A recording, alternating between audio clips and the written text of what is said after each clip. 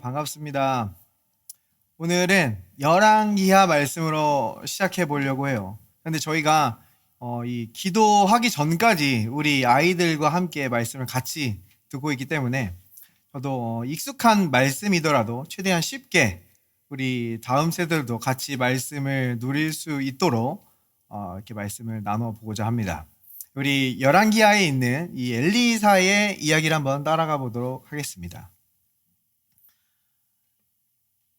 6장입니다. 선지자의 제자들이 엘리사에게 이르되 보소서 우리가 당신과 함께 거주하는 이곳이 우리에게는 좁으니 우리가 요단으로 가서 거기서 각각 한 제목을 가져다가 그곳에 우리가 거주할 처소를 세우사이다 하니 엘리사가 이르되 가라 하는지라. 이 엘리사 선지자를 보면요, 선지자 학교를 세웠습니다. 그래서 혼자만 하나님의 사람이 아니라 그 다음 세대들, 그 어린 그 학생들을 하나님의 말씀으로 양육하고 이 은혜를 가르치고 하나님 안에서 잘 자랄 수 있도록 그들을 돌보는 모습을 우리에게 보여주고 있는 거예요. 저희 이 그레이스 하우스에서도 우리 다음 세대들이 하나님의 은혜로 잘 자라날 수 있도록 하나님께서 양육시켜 주실 줄 믿습니다. 그런데 지금 여기서 이 제자들이 부흥을 해버린 겁니다. 그래서 이 학교가 그들이 거하는 공간이 너무 작아졌어요. 그래서 선지자님, 우리 조금 더 넓은 공간으로 가야겠습니다. 우리 좀 더 큰 장소를 함께 지읍시다 라고 지금 요청을 하고 있는 거예요. 자, 근데 이때 엘리사 선지자가 어떻게 이야기했어요? 아니, 너네 하나님의 사람들이 신학생들이 좀 고생 좀 하고 좀 불편도 감수하고 인내심도 기르고 참을성도 기를 겸 이렇게 좀 좁아도 좀 견뎌야지. 아니 뭐 이렇게 넓은 장소를 바라느냐? 이렇게 하지 않았다라는 거예요. 엘리사 선지자 어떻게 했어요? 가라 라고 말씀하셨습니다. 이 말씀이 있는데 저에게도 또 한 번 감동을 주셨습니다. 여러분의 가정들과 저희 교회를 위한 더 넓은 처소를 주님께서 이미 준비하여 주신 줄 믿습니다. 자, 그래서 이 엘리사 선지자가요, 이 처소를 지을 때 그냥 제자들만도 보내지 않았어요. 제자들과 함께 처소를 지으러 가는 것을 우리에게 보여줍니다. 자, 그런데 거기서 사건이 발생합니다. 성경 우리에게 이렇게 보여줘요. 드디어 그들과 함께 가니라. 무리가 요단에 이르러 나무를 베더니 한 사람이 나무를 벨 때에 쇠 도끼가 물에 떨어진지라. 이에 외쳐 이르되 내 주여 이는 빌려온 것이니이다 하니. 지금 어떻게 된 거예요? 제자 중 한 명이 도끼질을 하다가 그 도끼에서 그 철로 된 부분, 도끼의 날이 날아가 버린 겁니다. 그러니까 도끼에 지금 몸통만 남아있는 거예요. 자, 근데 이 성경 시대 당시에, 물론 그때가 이 철기 문화가 이제 막, 철기 문명이 막 보급되던 시기였지만, 철이라는 것은요, 굉장히 귀한 시대였다라는 거예요. 그러니까 지금 이 귀하다라는 의미가 뭐냐면요, 구하기도 어려울 뿐더러 굉장히 비쌌다라는 겁니다. 그래서 여기 선지자의 제자도 뭐예요? 자기 게 아니에요. 빌려온 겁니다. 근데 지금 빌려온 그 철, 그 도끼의 날이 지금 물에 빠져버렸어요. 잃어버렸어요. 이것은 어떤 의미예요? 지금 이 제자는 엄청난 빚더미에 빠져들어갔다라는 거예요. 이 귀한 도끼의 그 가격을 갚기 위해서 이 지금 제자는 종이 되든지 노예가 되든지 어떻게든 그것을 갚아야 할 처지에 놓였다라는 것을 성경이 우리에게 보여주고 있는 겁니다. 자, 그런데 재미있게도요, 이 도끼에서 도끼 날이 빠지는 것이 이 성경에서 대표적인 과실치사의 예로 등장하는 것을 보게 됩니다. 우리가 도피성 이야기를 잘 아시죠? 도피성은 누가 가는 겁니까?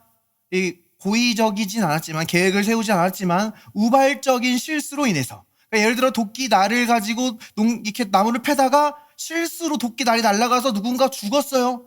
그러면 이 사람은 도피성으로 피할 수가 있게 된 겁니다. 그래서 다른 사람들이 이 사람에게 복수하지 못하게 하기 위해서, 그의 생명을 보존하게 하기 위해서 도피성에서 그를 안전하게 지켜주었어요. 자, 그러면 이 사람은 언제 도피성에서 나와서 자유롭게 될 수가 있는 겁니까? 그 당시에 대제사장이 죽었을 때 이 사람은 자유케 됩니다. 자, 이것은요, 우리에게 무엇을 보여주는 그림이었죠? 우리의 참된 대제사장이신 예수께서 십자가에서 죽으심으로 말미암아 우리의 모든 손해와 상처를 복구하시고 우리를 자유케 하시는 바로 그 십자가의 그림을 우리에게 보여주시는 줄 믿습니다. 그러니까 지금 이 엘리사의 이야기 가운데서도요, 우리는 이 예수님의 흔적을 찾을 수 있다라는 거예요.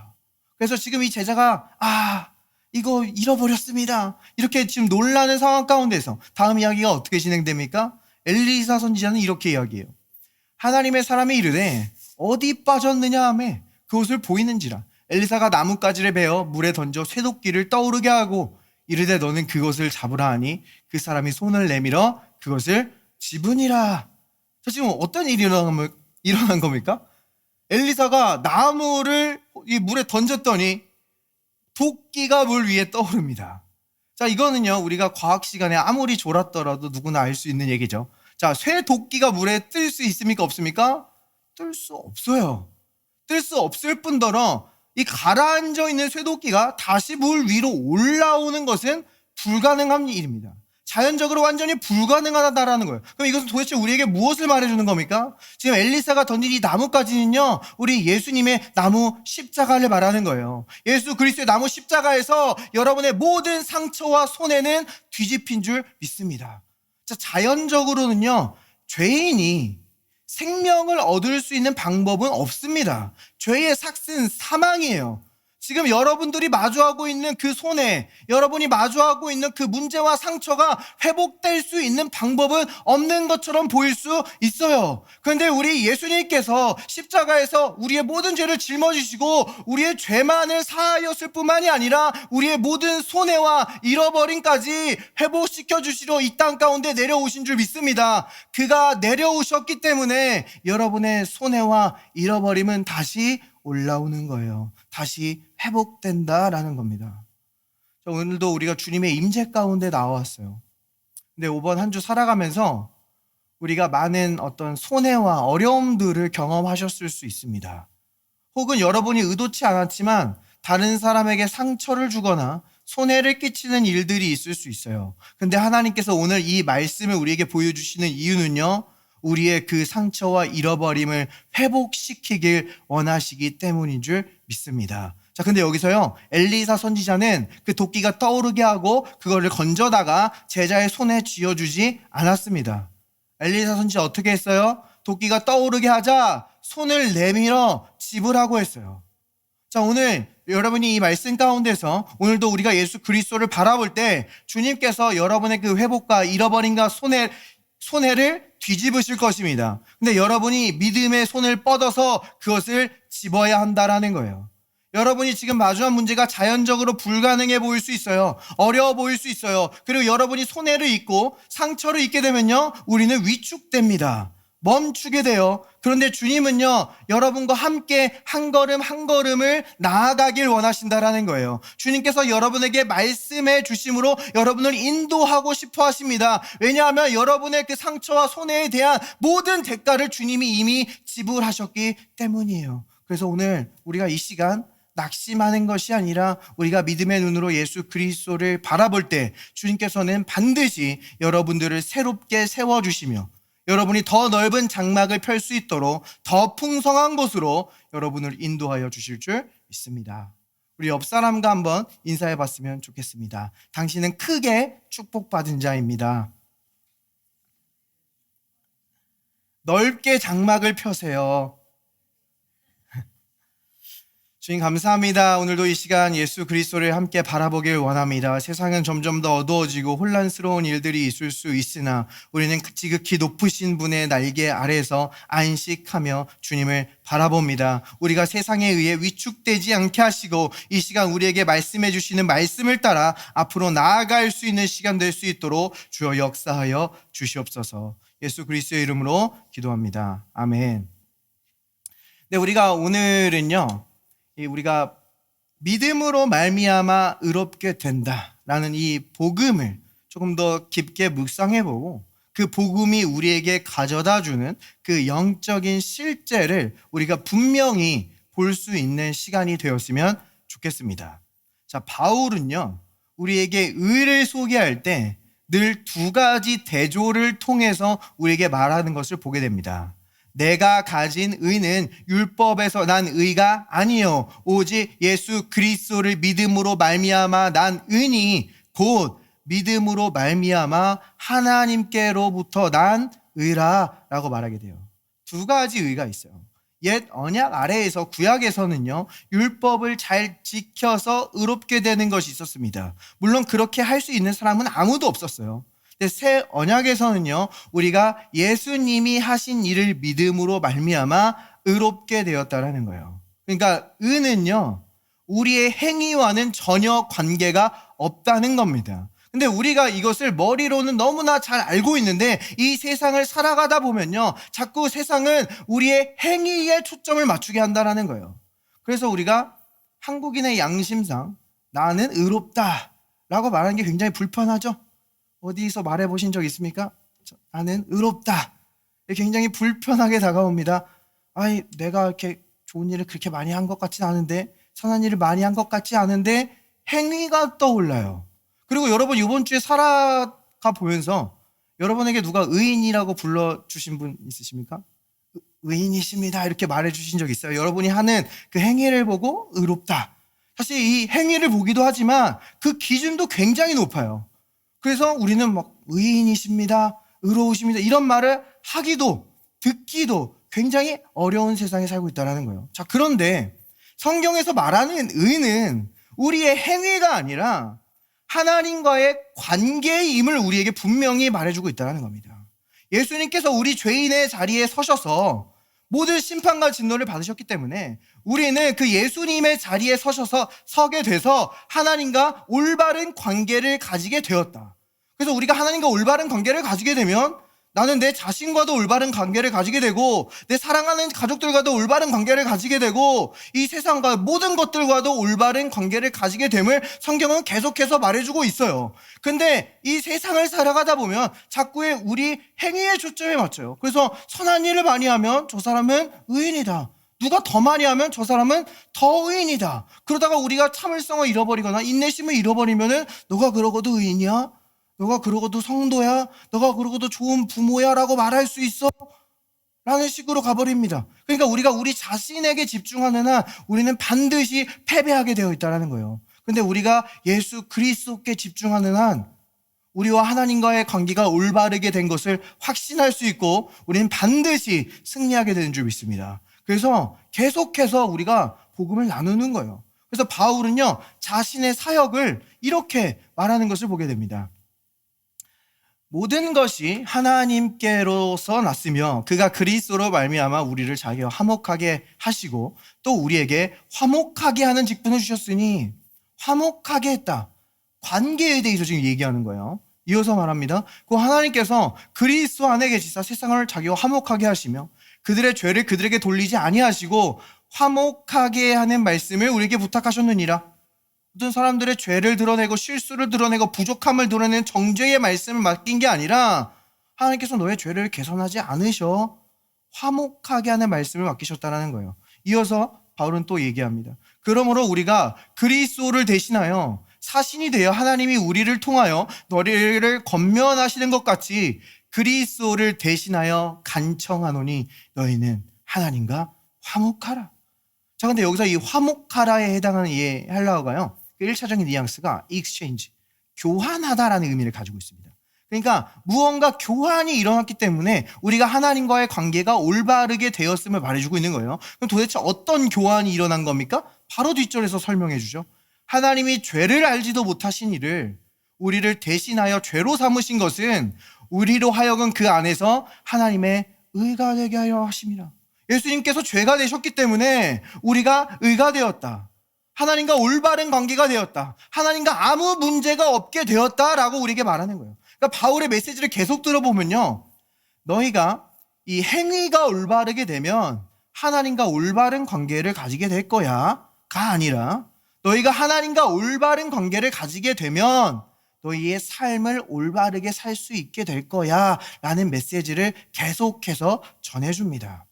그래서 우리에게 주신 메시지가요, 결코 너 이거 안 바꾸면 하나님께서 심판하신다, 너 이거 안 고치면 하나님의 진노가 임할 거야 라는 그들의 행동 수정을 요구하는 메시지를 우리에게 주신 게 아니라요, 얘야, 아버지는 너의 죄를 계산하지 않으신다. 그러니까 추운데 거기 밖에 있지 말고 우리 아버지의 집으로 들어가자 라는 메시지를 주신 거예요. 누가복음 15장에 나오는 그 돌아온 탕자를 만났듯이, 얘야, 우리 아버지의 집으로 돌아가자. 거기에는 먹을 양식이 많단다. 아버지께로 가면 아버지는 너의 더러운 옷을 제거하시고 의의 옷을 입혀주실 거야. 얘야, 아버지께 돌아가면 아버지께는 너를 보시고 달려나와서 너를 안아주실 거야. 우리 아버지께로 가자. 그의 품으로 가자. 하나님과 화목하자 라는 메시지를 우리에게 맡겨주셨다라는 겁니다. 자, 그러니까요, 우리가 이 복음을 받아들인 다음에 할 수 있는 최악의 일은요, 여전히 죄인인 것처럼 살아가는 겁니다. 실수하고 잘못할 때마다 죄책감과 정죄감을 짊어지고 나는 이제 하나님과 멀어졌어. 이제 나는 올바른 관계가 깨어졌어. 그래서 하나님께서는 내 기도에 응답하시지 않을 거야. 하나님께서는 내게 지금 화내고 계실 거야 라고 하면서 살아가는 거예요. 자, 이 죄의식이요, 사실 교회를 능력을 잃어버리게 하고 병들게 하는 가장 주요한 원인입니다.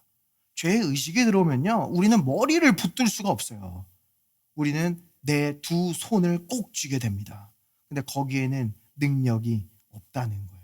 그럼 우리가 할 수 있는 최고의 일은 무엇입니까? 우리가 의롭게 되었다라는 것을 굳게 믿는 겁니다.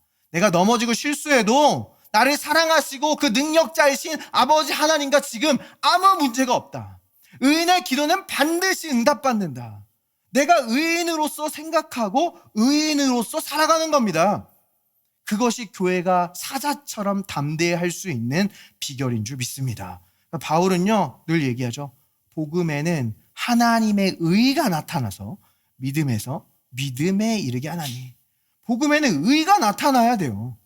이게 너가 의롭게 되려면 이걸 하고 이걸 고쳐야 돼 라는 요구하는 메시지가 아니라 예수님께서 하신 일로 말미암아 너는 의롭게 되었다라는 메시지입니다. 우리는 이 의롭게 되었음을 믿음으로 말미암아 사는 거예요. 의인은 믿음으로 말미암아 살리라. 생명력을 얻게 되리라. 치유받게 되리라. 살아나리라 라는 것을 말해주고 있는 겁니다. 로마서 8장에 보면요, 바울은 우리에게 이야기하죠. 예수 그리스도를 죽은 자 가운데서 살리신 이의 영이 너희 안에 계시면 너희의 죽을 몸도 살리시리라. 그러니까 우리의 혼이요, 마음과 생각이 우리의 영이 의로 말미암아 살아났다는 것을 인지하고 이해하고 믿고 있으면요, 영에 있는 생명이 혼을 통해서 우리의 몸도 만지신다라는 겁니다. 근데 우리의 이 혼이, 마음과 생각이 죄의식에 붙들려 있으면요, 구리 가운데 지금 고무가 놓여져 있는 것 같아요. 전기가 통하다가 이 고무를 만나서 멈추게 된다라는 겁니다. 자, 은혜도 마찬가지예요. 은혜는 뭐를 통해 다스립니까? 은혜는 의를 통해 다스린다라고 말해주고 있어요. 그러므로 우리가 의롭게 됐음을 확신하기까지 계속해서 복음을 선포해야 되는 줄 믿습니다. 초대교회를 보면요, 사도행전에서 복음을 아주 왕성하게 선포할 때 성경은 뭐라고 기록하냐? 이 그들 가운데 가난한 자가 없었더라. 은혜가 지속적으로 흐르는 것을 보여줍니다. 또 복음을 계속해서 선포할 때 그들 중에 병든 자, 귀신 들린 자가 다 나와 이 나음을 얻었더라. 다 나음을 얻었다라고 말하고 있어요. 생명이 지속적으로 흐릅니다. 근데 이 후반전으로 갈수록 이 복음의 순수한 능력이 점차 감소되는 것을 보게 돼요. 그래서 바울은 얘기하죠. 너희가 성령으로 시작했다가 육체로 마치겠느냐? 자꾸 율법주의가 들어오고 죄의식이 들어오고 의롭게 되었다라는 것이 희미해져 가는 거예요. 바울은요, 이 죄의식으로부터 지금 교회를 지키려고 하고 있는 거예요. 지금 이 복음을 지키려고 하고 있는 것입니다. 그런데 여기서 우리가 죄가 아무것도 아니라는 게 아니죠. 죄는 우리를 파괴합니다. 사랑하는 사람들을 아프게 해요. 예수님은 이 죄 때문에 십자가에서 죽으신 겁니다. 근데 죄를 이기는 방법이 결코 이 죄에 집중하고 죄를 붙잡고 죄와 싸우는 게 우리가 그것을 이기는 방법이 아니라는 거예요. 사도 바울은요, 젊은 리더, 젊은 목회자 디모데에게 이렇게 권면하는 것을 성경 우리에게 보여줍니다. 또한 너는 청년의 정욕을 피하고 주를 깨끗한 마음으로 부르는 자들과 함께 의와 믿음과 사랑과 화평을 따르라. 청년의 정욕을 어떻게 하래요? 피하는 겁니다. 그것을 붙들고 싸우는 게 아니래요. 그리고 뭘 하라고 해요? 의와 믿음과 사랑과 화평을 따르래요. 디모데는요 이미 신자입니다. 성령 안에서 이미 의와 믿음과 사랑과 화평을 받았어요. 그러니까 이미 너에게 주신 것을 추구하라라고 말하는 거예요. 근데 여기서 이 따르라라는 말은요 아주 강력한 말입니다. 박해하다 할 때도 사용하는 동일한 단어예요.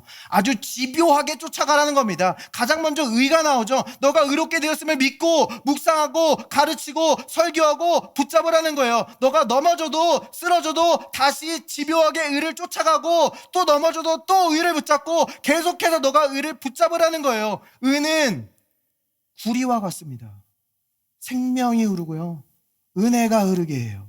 그럼 어느덧 세상의 정욕은 여러분의 삶에 힘을 잃은 것을 여러분은 발견하게 될 줄 믿습니다. 자, 그런데요, 이 복음이라는 것이요, 단지 우리의 마음에 감동을 주는 그냥 어떤 훈훈한 이야기가 아닙니다. 복음은 단지 우리의 마음과 생각을 만질 뿐만이 아니라 우리를 구원하시는 하나님의 능력이에요. 복음에는요, 영적인 실제가 있습니다. 이 우리가 복음을 들을 때 어떤 지각 변동이 일어나는지 우리가 이 영적인 실제를 우리가 분명하게 봤으면 좋겠습니다. 복음은요 우리의 땅을 바꿔버립니다. 우리의 위치를 바꿔요. 이게 무슨 말이냐면요, 하나님께서 아브라함을 부르셨습니다. 그를 선택하셨어요. 그리고 그의 후손인 이스라엘을 또한 부르셨죠. 그래서 이 이스라엘을 통해서 결국 그 안에서 나오는 메시아 예수 그리스도를 통하여서 온 민족을 하나님께로 다시 돌아오게 하는 그 구원 계획을 세워주셨어요. 그래서 하나님은요 이 이스라엘 백성들에게 가나안 땅이라는 것을 유업으로 주십니다. 그래서 이 가나안 땅은요 이스라엘 백성들에게 굉장히 특별한 거예요. 구별된 겁니다. 이것은 거룩한 땅인 거예요. 이것은 하나님께 속한 땅이고요. 이곳에 특별한 하나님의 임재가 있고 하나님의 통치와 다스림이 드러나는 땅이라는 겁니다. 자, 우리가 이 땅이라는 개념이 우리에게 조금 어색할 수 있는데 구약 성경에 아주 풍부한 예시들이 나오거든요. 우리가 나만 장군의 이야기를 잘 알고 있죠. 나만 장군은 시리아 사람, 이방인입니다. 이 이방인 나아만 장군이 나병에 걸렸어요. 근데 이 이스라엘의 하나님의 사람 엘리사가 그것을 치유할 수 있다는 이야기를 들었습니다. 그래서 이 시리아에서 이스라엘로 넘어오죠. 그래서 치유를 받게 됩니다. 자, 근데 이 나아만 장군이 치유를 받고 나서 굉장히 독특한 질문을 하게 되는 것을 보게 돼요. 엘리사에게 이렇게 이야기합니다. 나아만이 이르되 그러면 청하건대 노새 2마리의 실을 흙을 당신의 종에게 주소서. 이제부터는 종이 번제물과 다른 희생 제사를 여호와 외 다른 신에게는 드리지 아니하고 다만 여호와께 드리겠나이다. 좀 나만 뭐 달라고 해요? 흙 달라고 해요. 흙. 자, 근데 이 원어가 흙이 아니라 영어 성경 보면 아시겠지만 earth, ground, 땅을 의미하는 단어입니다. 근데 땅을 우리가 뽑아서 가져갈 수가 없잖아요. 그러니까 거기 땅에 있는 흙을 가져가는 것으로 지금 이 장면을 우리에게 보여주는 거예요. 자, 그럼 이 흙 왜 가져갑니까? 이 흙 가져가서 그 위에 제단을 쌓고 하나님께 예배하기 위해서 흙을 달라고 하는 거예요. 그러니까 지금 이 사람들의 이 마인드 가운데는요, 이 땅은 특별한 땅이다, 구별된 땅이다, 하나님의 임재가 특별히 있는 땅이다라는 인식이 분명하게 있었다라는 겁니다. 이것은 다윗의 이야기 가운데서 분명히 드러나거든요. 다윗이 골리앗을 이기고 이제 승승장구합니다. 그러니까 그 당시 왕이었던 사울 왕은 다윗을 질투하죠. 그래서 다윗을 어떻게든 제거해 버리려고 해요. 그래서 이 다윗이 막 사울 왕에게 쫓겨다니다가 결국 이스라엘 땅을 벗어나서 블레셋 땅으로 넘어가게 되거든요. 근데 그때 다윗은 자기가 이스라엘 땅에서 블레셋 땅으로 이 넘어가는 요거를 어떻게 표현하냐면요, 이렇게 말해줍니다. 이는 그들이 이르기를 너는 가서 다른 신을 섬기라 하고 오늘 나를 쫓아내어 여호와의 기업에 참여하지 못하게 함이니이다. 그러니까 이스라엘 땅을 넘어가는 것을요, 다른 신을 섬기고 여호와의 기업을 얻지 못하는 것으로 표현하고 있다라는 거예요. 그러니까 이스라엘 땅은 거룩한 땅, 하나님의 임재와 다스림이 있는 땅, 하나님께 속한 땅. 그러면 반대로 이스라엘 땅 밖에는 무슨 땅이에요? 일반적인 땅이죠. 부정적인 땅이고 이 땅의 공중 권세 잡은 그 악한 영들의 존재가 역사하는 땅이라는 이 인식이 분명히 있었다라는 겁니다. 자, 대속제일의 이야기에서 나와요. 우리가 대속제를 잘 알고 있습니다. 대제사장이 1년에 딱 한 번 지성소에 들어가는 날입니다. 그런데 이 대속제일 날요, 2가지 염소를 드리는 것을 보게 돼요. 2 염소를 드리는데 한 염소는 여호와께 드립니다. 그 동물을 잡아서 여호와께 제사로 드리고 그 피로 이스라엘 백성들의 한 해의 죄를 덮는 거예요. 근데 한 염소는요 어떻게 해요? 아사셀에게 보낸다라고 말해요. 성경은 우리에게 이렇게 보여줍니다. 아사셀을 위하여 제비 뽑은 염소는 산채로 여호와 앞에 두었다가 그것으로 속죄하고 아사셀을 위하여 광야로 보낼지니라. 아니, 아사셀한테 보낸다는 게 어떤 의미입니까? 이 아사셀이란 단어는요 악한 영적 존재를 가리키는 말이에요. 유대 전승에서 이것은 마귀의 그 이름, 고유 명사로 드러나는 것을 우리는 보게 됩니다. 근데 이것이 지금 광야에 있대요. 그 이스라엘 시대 가운데 광야는요 그 악한 영들이 이 강력하게 역사하는 곳으로 인식이 되었어요. 그래서 예수님 시험을 어디서 받았습니까? 광야로 나아가서 시험을 받으셨어요. 또한 이스라엘 백성도요 가나안 땅에 이르기 전까지 광야를 통과하게 되는데, 그 광야를 통과할 때 그 광야에 있는 악한 영적 존재가 자신의 진영을 공격할까 봐 두려워서 그들에게 제사를 드렸습니다.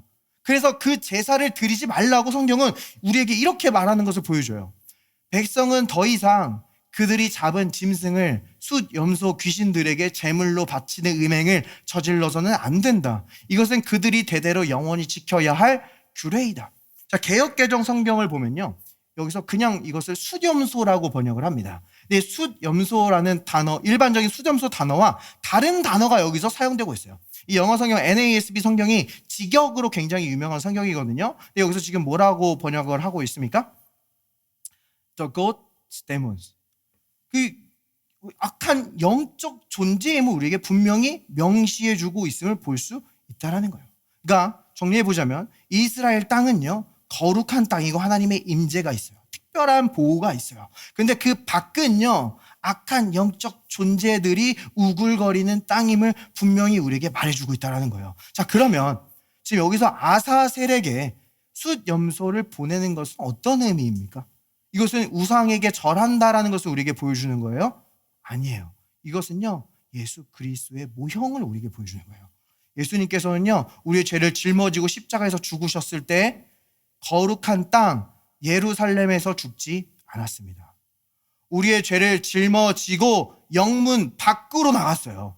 거룩한 땅 밖에서 죽으셨다라는 거예요. 예수님은 우리의 죄를 짊어지고 부정한 곳으로 가셨습니다. 그 악한 영들 존재 그 진영 한복판으로 가셔서 죽음으로 죽음의 세력을 가진 자 마귀를 완전히 십자가에서 멸하신 줄 믿습니다. 그러므로 우리는 완전히 정결하게 되었고 거룩한 땅에 설 수 있게 된 거예요. 하나님과 올바른 위치에 서게 된 거예요. 의로움의 자리에 서게 된 것입니다. 그래서 예수 그리스도를 영접한 자들을 성경은 하나님의 거룩한 성전이라고 말해요. 여러분은 거룩한 땅 위에 있는 겁니다. 그곳에는 하나님의 특별한 임재가 있어요. 하나님의 특별한 보호와 은총이 임하는 땅 위에 여러분이 설 수 있게 되었다라는 거예요. 자, 그런데요 이 이스라엘 백성들이 진영 이 광야에 있을 때조차도 그 진영 안은요 거룩한 곳이었습니다. 성막이 있고 그 주변은 거룩했어요. 그래서 부정해지면요 진영 밖으로 나가야만 했습니다. 여기서 근데 부정해진다는 게 단지 어떤 도덕적인 개념이 아니에요. 성경에서 부정해짐은요 생명의 결핍을 나타냅니다. 그래서 그들이 먹지 못하는 부정한 짐승들은 동물의 사체를 먹는, 죽음을 만진 그러한 맹금류들, 어떤 독수리들 이런 걸 못 먹었고요. 그 동물의 사체를 지나다니는 파충류들을 못 먹었습니다. 그리고 그들이 피를 흘리거나 체액을 흘리는 것 같은 생명의 상실을 나타내는 행동을 할 때 그들은 부정해졌어요. 진영 안에 있지 못했습니다. 왜냐하면 생명의 본성이신 하나님과 양립할 수 없기 때문이에요. 그런데 그들이 부정해졌다고 다시 돌아오지 못하는 게 아니었습니다. 그들은 희생 제물의 피로 말미암아 다시 정결해질 수 있었어요. 다시 진영 안에 있고 다시 거룩한 땅에 있을 수 있게 되었어요. 근데 예수 그리스도가 십자가에서 죽으셨을 때 흘린 피가요 요한일서는 우리에게 그 피가 계속 우리를 씻는데요. 그러니까 여러분은 진영 밖에 더 이상 나갈 수가 없다라는 겁니다. 여러분은 영원히 어둠의 나라의 권세에서 사랑의 아들의 나라로 옮긴 바 된 줄 믿습니다. 이것이 그리스도 예수 안에 있다라는 의미예요. 여러분은 그 안에서 어떤 죽음의 위협에 굴복할 필요가 없고 그 안에서 생명과 경건에 속한 모든 것을 누릴 수 있게 된 줄 믿습니다. 이것이 여러분이 복음을 영접할 때 생기는 변화인 겁니다. 자, 그런데 이것이 여러분이 하나님의 거룩한 성전이 되었다라고 하는 이 말과 동일하게 믿는 자들의 모임인 교회도 거룩한 땅임을 우리에게 보여주는 겁니다. 여러분이 실제적으로 지역 교회와 연결될 때 이 세상의 악한 영적 존재들로부터 여러분이 구별된다라는 거예요. 그래서 사도 바울은요, 이 서신에서 이 교회 안에서 자꾸 죄를 짓고 죄를 추구하는 자들을 사탄에게 내어주라라고 말하거든요. 그 말은요, 교회에서 내보내라라는 말입니다. 그러니까 교회 안은 거룩한 땅임을 분명히 이야기하고요, 그 밖은 악한 영적 존재들이 역사가 나타나는 땅임을 우리에게 분명히 보여주는 거예요. 그런데 이 말이 우리가 실수하고 넘어질 때마다 다 교회에서 내쫓아라 이런 말 하는 게 아닙니다. 그러면 아마 여기 교회에 아무도 없을 겁니다. 자, 이 말은 어떤 말을 지금 하고 있는 거냐면요, 지금 우리 그리스도인들은 먼저 죄를 지으면요, 죄를 후회합니다. 죄를 지으면 그 죄를 미워해요. 이 양은 구덩이에 빠지면요, 불편합니다. 거기 나오고 싶어요. 돼지는 거기가 너무 재밌어서 놀 수 있을지 모르겠지만 그리스도인들은 나오고 싶어 합니다. 자, 그런데 만약 어떤 사람이 예수님을 영접했다고 말하면서 예를 들어서 계속해서 간음 관계를 유지하고 있고 그 죄를 추구하고 있다면요, 지금 뭔가 잘못된 거예요. 우리의 죄가 정말 사해졌음을 믿지 못하고 있는 겁니다. 그러면 성경적인 방법은 뭐냐? 리더들이 찾아가는 거예요. 찾아가서 이 단지 한 개인의 편견이나 의견이 아니라 교회의 권면임을 나타내기 위해 두세 사람이 찾아갑니다. 가서 교회의 사랑을 드러내요. 그리고 권면합니다. 그런데 끝까지 그 사람이 그것을 받아들이지 않으면요, 내보내라는 거예요. 그래서 성경은 사탄에게 내준다라고 표현해요. 자, 근데 이것이 그 사람이 망하라고 그렇게 하는 게 아닙니다. 자, 바울은 뭐라고 말해요? 육신은 멸하고 그 영은 구원받게 하기 위함이라. 육신, 우리의 육체의 정욕은 망해버리고 우리의 영은 구원받게 하기 위함이래요. 여러분이 정말 예수 그리스도를 영접했으면요, 그 하나님과 보호와 호의를 벗어나면 그것을 다시 원하게 되어 있어요. 반드시 다시 돌아옵니다. 그래서 고린도 후서에서 바울은 그렇게 교회에 문제를 일으키고 나간 자를 회개했으니까 이제 그만 받아주라 라고 그렇게 권면하는 것을 우리는 보게 돼요. 그러니까 바울은 분명한 구분을 보여주는 거예요. 교회 안에 하나님의 특별한 보호와 호의가 있음을 나타내는 겁니다. 이것이 영적인 실제예요. 여러분이 이 영적인 눈을 뜨고 여러분이 어떤 땅에 서 있는지, 여러분이 누구인지 분명하게 보게 되길 원합니다. 이렇게 된 것은 우리가 무언가를 열심히 했기 때문이 아니에요. 예수님으로 말미암아 우리가 하나님의 자녀로 입양되었기 때문입니다. 우리가 이 자녀됨을 얻었다라고 성경은 표현해요. 자, 그런데 우리가 이 거룩한 땅 위에 서 있으려고 할 때, 이 하나님과 올바른 자리에 서 있으려고 할 때 거기에 또한 영적인 전쟁이 있음을 성경은 우리에게 보여줍니다.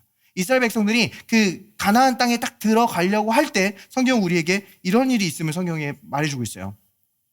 이스라엘 자손 앞에서 그 정탐한 땅을 악평하여 이르되 우리가 두루 다니며 정탐한 땅은 그 거주민을 삼키는 땅이요 거기서 본 모든 백성은 신장이 장대한 자들이며 거기서 네피림 후손인 아낙 자손의 거인들을 보았나니 우리는 스스로 보기에도 메뚜기 같으니 그들이 보기에도 그와 같았을 것이니라. 자, 보니까 그들이 거룩한 땅에 서려고 하자 지금 누가 나타나요? 네피림이 나타납니다. 우리 네피림 저번 주에 같이 공부했었죠. 네피림 누굽니까? 그 타락한 천사들이 인간 여자들과 결합해서 나온 그 후손이에요. 그러니까 지금 영적인 배후가 있으면 우리에게 분명히 말해주고 있는 겁니다. 그러니까 이것은 지금 영적인 전쟁이라는 거예요. 그들의 거대함을 드러나게 해서 우리를 두렵게 한다라는 겁니다.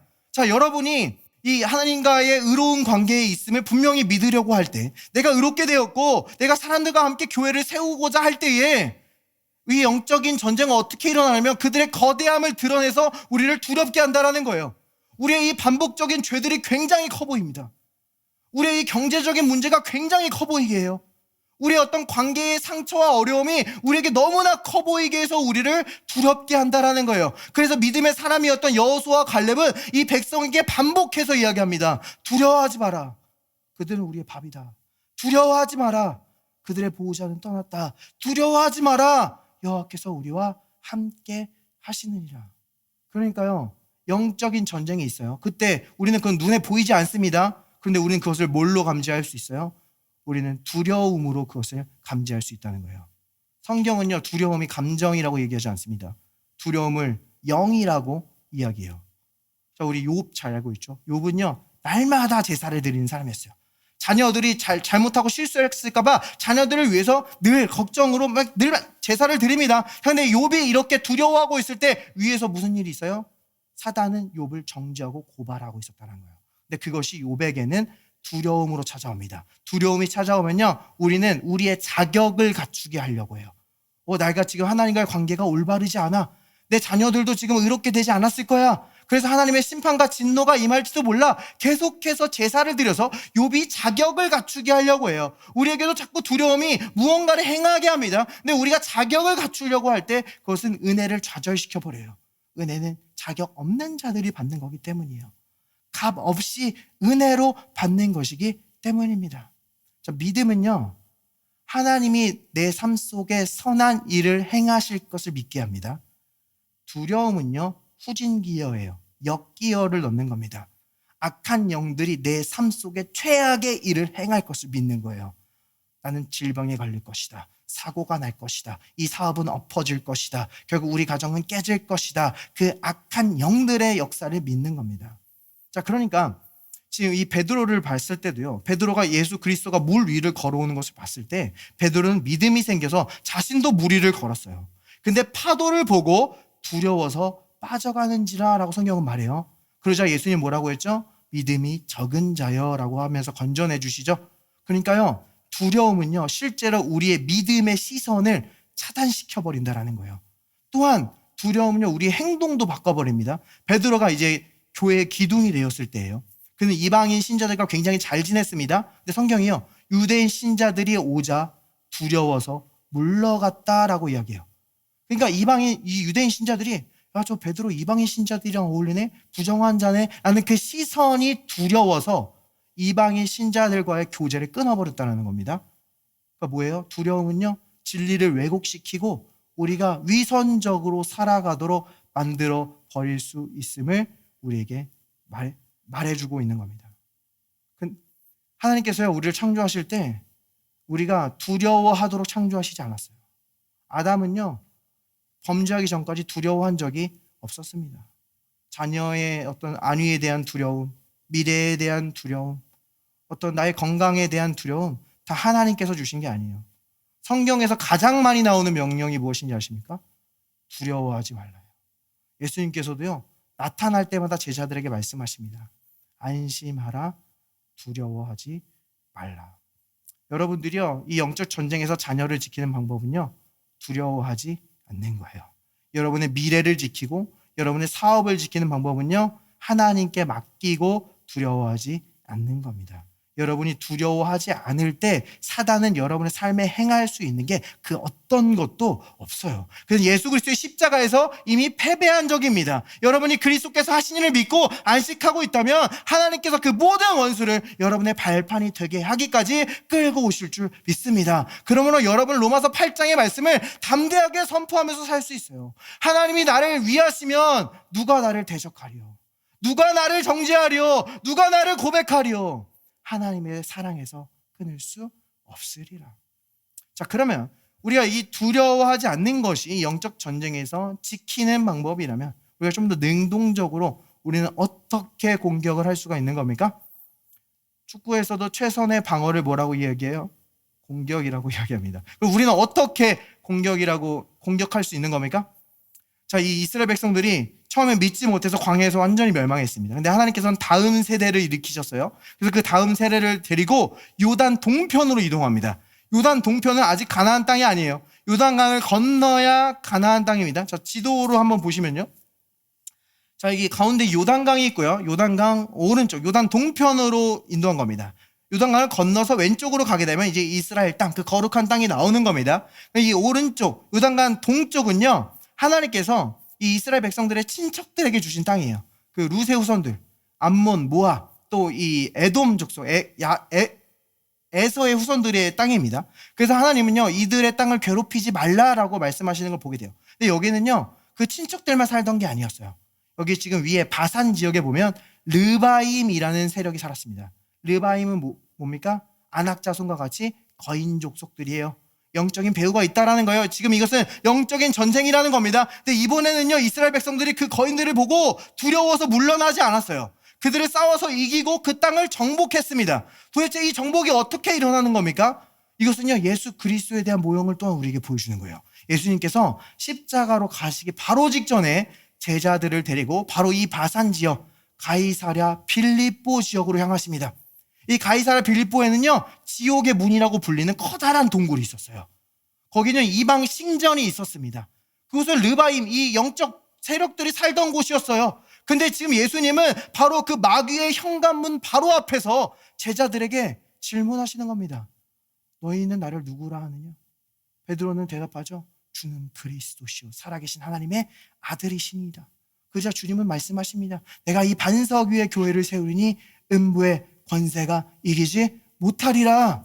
지옥의 문이 이기지 못하리라. 지금 예수님께서는요, 그 지옥의 문 바로 앞에서 그 문을 공격하시고 계신 거예요. 지금 교회가 이 영적 전쟁을 어떻게 이기는지를 우리에게 분명히 보여주고 있는 겁니다. 신약의 대부분을 작성한 바울도요, 영적 존재들에 대해서 분명히 인식했어요. 바울의 서신들을 읽어보면 어떤 주권자들, 권세자들, 통치자들, 천사들, 이 모든 것이 다 이 영적 존재들에 대해서 하고 있는 말이에요. 우리가 그것에 대해서 무지하지 않길 원합니다. 그런데 바울은요, 한 번도 그 영들을 붙잡고 싸우진 않았다라는 거예요.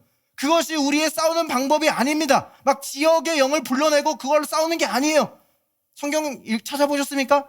갈릴리의 영아 나와라, 에베소의 영이 나와라, 이런 장면은 없다라는 거예요. 갈산동의 영을 잡아 사로잡는다, 이런 말은 성경에 나오지 않습니다. 그것은 우리의 역할이 아니라는 거예요. 그럼 바울이 한 것은 뭐였습니까? 복음을 전했습니다. 주는 그리스도시요 살아계신 하나님의 아들이시니이다. 복음을 선포했어요. 너는 예수의 피가 씻었다. 너는 하나님의 사랑의 아들의 나라로 옮겼다. 너는 하나님과 화목하다. 아버지의 품으로 돌아와라. 복음을 전했어요. 우리는 지역의 영과 싸우는 게 아니라 한 영혼들에게 복음을 전하는 것이 영적 권세로부터 승리하는 비결인 줄 믿습니다.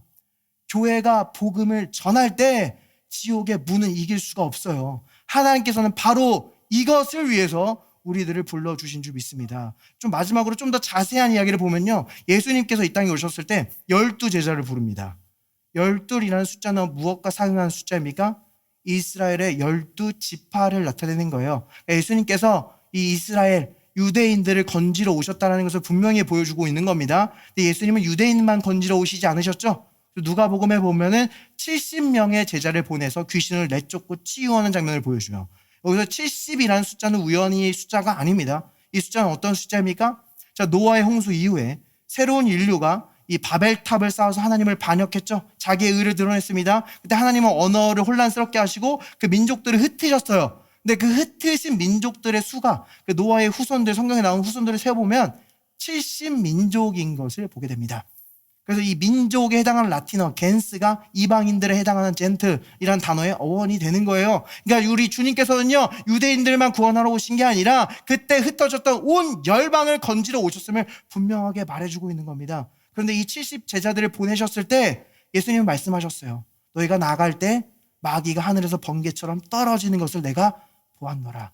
그러니까 한 영혼이 예수께 속하게 될 때, 그 안에 기업의 풍성함이 무엇인지 알게 될 때 마귀의 권세는, 우리를 향한 권세는 그 어떤 힘도 잃게 된다는 것을 우리에게 분명하게 보여주고 있는 거예요. 이것은 오순절날 대반전으로 더 분명하게 드러납니다. 오순절날 이 세계 각국에 있던 유대인들이 모였어요. 이 오순절을 지키기 위해서요. 근데 세계 각국에서 몰려온 그 도시들을 사도행전이 하나하나 보여주거든요. 근데 그 도시들이 바로 바벨탑에서 흩어졌던 그 도시들과 거의 상응하는 것을 우리는 발견하게 된다는 거예요. 온 열방을 향한 하나님의 계획을 보여주는 겁니다. 그때 제자들의 위에 떨어졌던 성령의 불은 어떤 모양이었어요? 혀의 모양과 같대요. 그 말은 무슨 말입니까? 제자들의 말을 통하여 이 온 세상의 영적 권세를 이기시고 하나님의 구원 계획을 이루시겠다는 것을 우리에게 분명히 보여주고 계신 줄 믿습니다. 바울은요, 이 영적 실제를 분명하게 인지했어요. 그래서 그의 사역이 굉장히 효과적일 수 있었던 겁니다. 그래서 바울은요, 에베소서에서 이 온 교회들이 그들의 마음의 눈을 열어서 이 분명한 영적 실제들을 보기를 원했어요. 영적인 권세들은 있습니다. 그래서 여러분의 삶에 어떤 경험적으로나 논리적으로 설명할 수 없는 영적인 저항들을 경험할 수 있어요. 그러나 너무 놀랄 필요도 없다라는 거예요. 왜냐하면 이 세상에 있는 자보다 여러분 안에 계신 자가 훨씬 더 크기 때문인 줄 믿습니다. 엘리사 선지자도요, 많은 적군에게 둘러싸여 있을 때 사원이 두려워하니까 우리에게 둘러싸여져 있는 이 불말과 불병거를 보게 해달라고 하나님께 기도했어요. 이 바울의 기도와 엘리사 선지자의 기도가 우리의 마음의 눈을 열어 이 모든 영적 실제를 분명하게 보게 하시길 원합니다. 우리와 함께한 자가 저들과 함께한 자보다 많으니라. 말씀을 마무리하겠습니다. 바울은요, 이 마지막 때가 가까우면 가까워올수록 이 교회에게 일어날 일들에 대해서 권면하는 것을 보게 됩니다. 마지막 때가 오면요, 이 눈에 보이지 않는 영적 실제를 잊어버리고 무시하게 되고 눈에 보이는 종교 생활과 율법적인 행위로 돌아서게 될 것을 바울이 이렇게 경고하고 있는 것을 보게 돼요. 믿음을 저버리고 미혹하는 영을 따라가지 말 것을 우리에게 권면하는 것을 보게 됩니다. 바울은 골로새서에서 이렇게 우리에게 이야기해요. 누가 철학과 헛된 속임수로 너희를 사로잡을까 주의하라. 이것은 사람의 전통과 세상의 초등 학문을 따름이요 그리스도를 따름이 아니냐. 여기 이 헛된 속임수가요, 초등 학문을 따르는 것과 같다. 그리스도를 따르는 게 아니다라고 말해주고 있습니다. 근데 여기서 이 초등 학문에 해당하는 이 헬라어 단어가요, 물론 이 기본적인 원리라는 의미도 가지고 있지만 이 스토이케이온이라는 이 단어는요, 영적 존재들을 가리키는 말입니다. 그래서 이 영어 성경 보시면 NIV 성경은 The Elemental Spiritual Force라고 번역하고 있는 것을 보게 돼요. 그러니까 그 당시에 어떤 흙, 공기, 물, 이 이방인들이 이 기본적으로 이 세상을 다스린다고 생각했던 그 우상들, 그 영적인 악한 영의 권세들을 상징하는 단어입니다. 자, 근데 바울은요, 갈라디아에서에서 우리가 율법 아래로 들어가는 것이 초등 학문을 따른 것 같다, 이 스토이케이아를 따른 것 같다 라고 말해요. 그러니까 우리가 율법 아래로 들어가는 것이 마치 이 세상의 다른 영을 따라가는 것이다 라고 우리에게 말해주고 있는 겁니다. 율법 자체는 선한 거예요. 그런데 이 수고와 공로와 보상 시스템은 이 세상의 공중 권세 잡은 자가 사용하는 방식이라는 겁니다.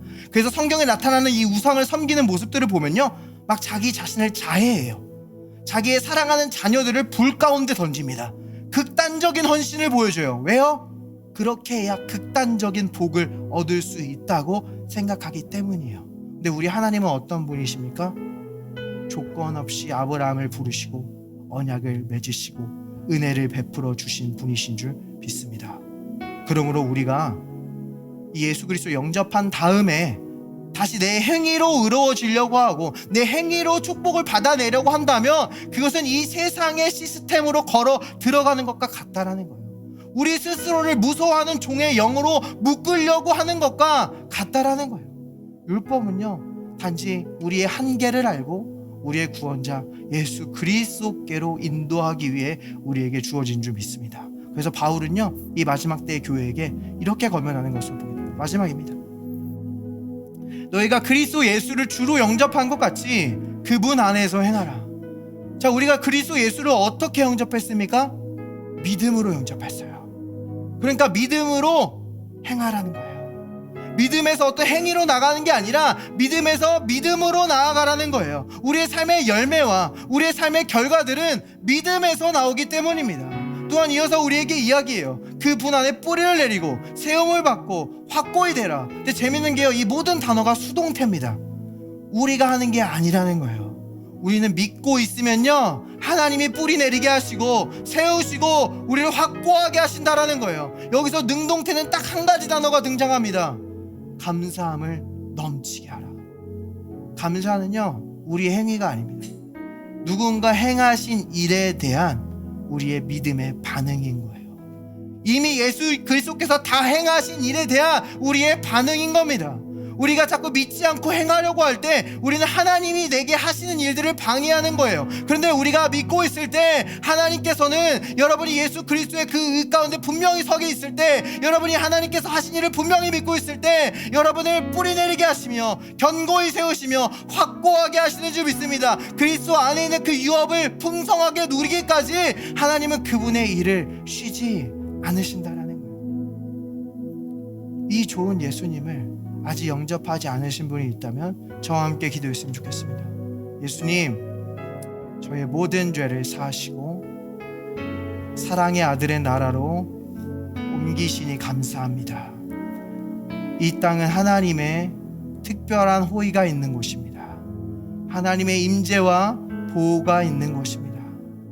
주님 안에서 영생을 누리며 살길 원합니다. 감사합니다. We pray in Jesus' name. Amen. 이 모든 그레이스 하우스를 축복하며 기도합니다. 지금 이 시간 이 자리에서 고개 숙인 모든 머리 위에 예수 그리스도의 피로 덮습니다. 이번 한 주간 우리를 괴롭히는, 우리를 저항하고 있던 어떤 영적 관계들이 있었다면 이 시간 예수 그리스도의 이름을 명하노니 모두 떠나갈지어다. 우리가 이번 한 주간 동안 예수 그리스도의 그 의 위에 분명히 서게 하시고 우리가 그 안에서 신령한 축복을 받은 모든 것들이 우리의 삶의 치유로, 공급으로, 생명으로, 돌파구로 분명히 나타나는 것을 경험하는 한 주 될 수 있도록 주여 역사하여 주시옵소서. We prayed in Jesus' name. Amen. Praise the Lord.